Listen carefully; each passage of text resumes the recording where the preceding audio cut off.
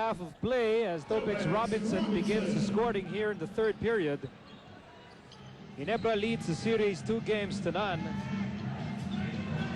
And Ginebra starts the third quarter with Junti Valenzuela, Chris Alexander, JJ Helterbrand, Big Mama, Billy Mamaril, and Chris Pacana.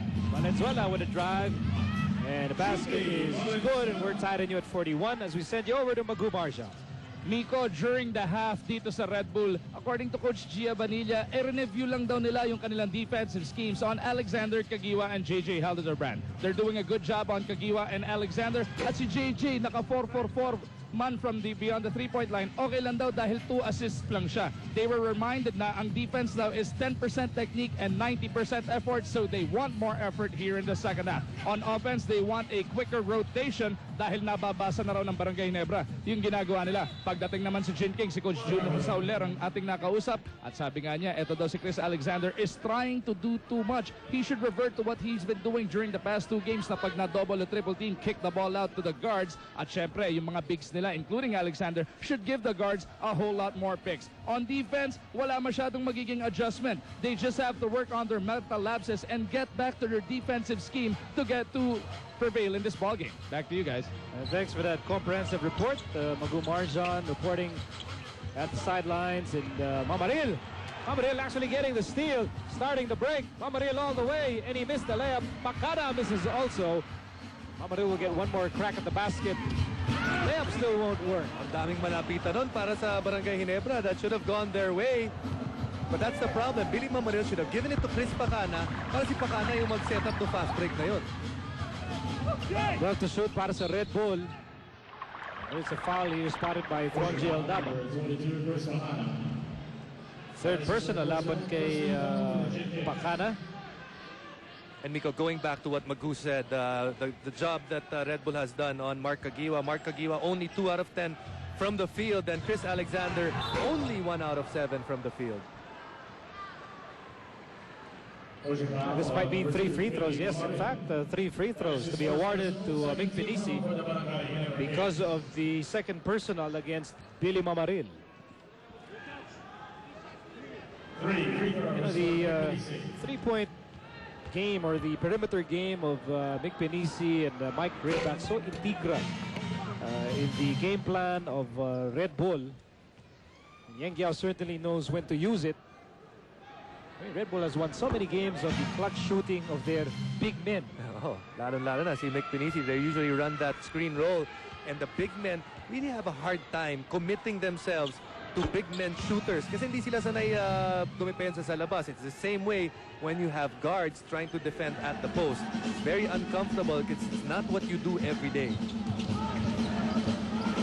2 minutes having gone by in the third period. Pacana with the basketball over to Valenzuela. With 12 to shoot. Ginebra down by 3 points here in the third quarter. Here's Alexander. Mamaril, a wild shot. That's going to be last touch on Ginebra. Para kay Billy Mamaril, this has not been a good quarter. He missed that layup on one side, fouled Mick Pinisi for that 3-point shot, and that time around, trying to get the contact first before going for the shot.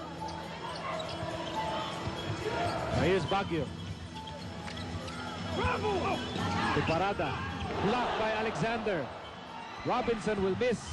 And Junti Valenzuela clears the basketball. But he's being bothered. This will be a slam dunk for Adam Parada. And that is the hustle play of Topex Robinson. Not quitting on the basketball.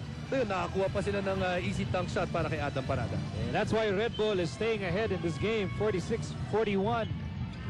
Here's Alexander. That's a big shot para kay Chris Alexander because if they miss there, all of a sudden yung momentum talagang nasa side na ng Red Bull. Missed by Parada. Of all the good things that Adam Parada has done so far with his rebounding and his block shots, field goal percentage still down. And a luckless night so far para kay Pacana on the offensive end. Meantime, here's Topex Robinson trying to go all the way. Here's Pacana on the other end. And Pacana passes the ball off somebody else's leg. Here's Topex Robinson. And Baguio will miss the putback. Another miss from Parada. We're seeing so many misses from close range. Sa parehong koponan, on one side, Barangay Ginebra, marami na tayo nakita mga layup na hindi pumasok.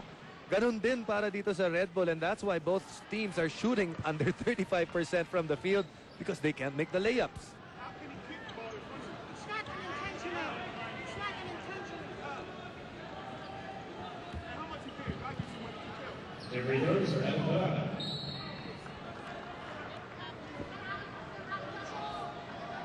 Okay, Throngil Dabas making his way to the officials table. Maybe it could be. Technical foul on number 44, Chris Alexander. It's just frustration. May nakikita tayong frustration on the side of Barangay Ginebra. Like Chris Alexander, he's a guy that's shooting 70% for the series. All of a sudden, he goes to this game. Walang pumapasok na mga tira sa kanya. He feels that he's getting the raw end of, especially when he's playing on offense. And he's letting the referees hear about it. And of course, yung mga referee, they have all the responsibility na pagtigilin na pag hindi na nila gusto yung sinasabi ni Chris Alexander.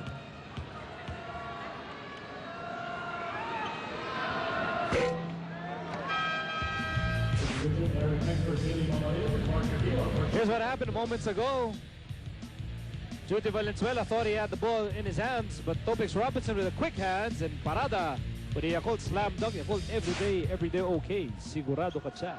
That's the live action as Parada gets a split from the line, keeping Red Bull ahead. 48-43, 9 points tonight para kay Adam Parada.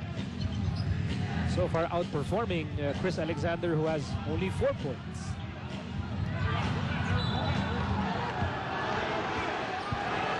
Lovely foul on number 5, Ynares Robinson.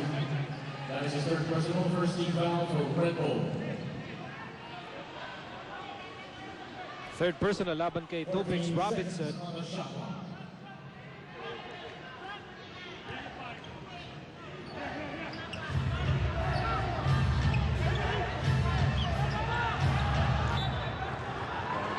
Talked about hard luck para kay Chris Pacana. He talked about his poor shooting so far in this game.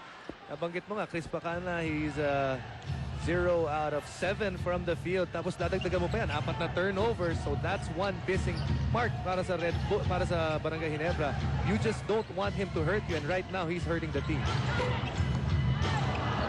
Offensive rebound, Robinson. Alvarez with a layup. Credit half that basket, maybe even more, to the effort of smallest man on the court, Topix Robinson. Kanina nakakuha siya ng turnover. Ngayon naman, offensive rebound. He's giving his teams additional opportunities to shoot. 8 to shoot. Helterbrand, no look pass. Eric May. Pagkakataon yun, sneaking behind the defense and everyone looking at JJ Helterbrand. Remember, he can score, but he can also pass. Here's Parada. Inside, Robinson. Back outside, Parada. Roles have been reversed. It is just as productive as Parada gets into double figures with 11 points. But I always thought that in the Adam Parada-Chris Alexander matchup, if Adam Parada is not able to compete, they don't have a chance.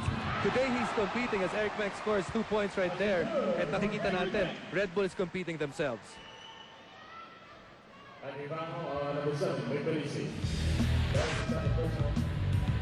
Here's that play.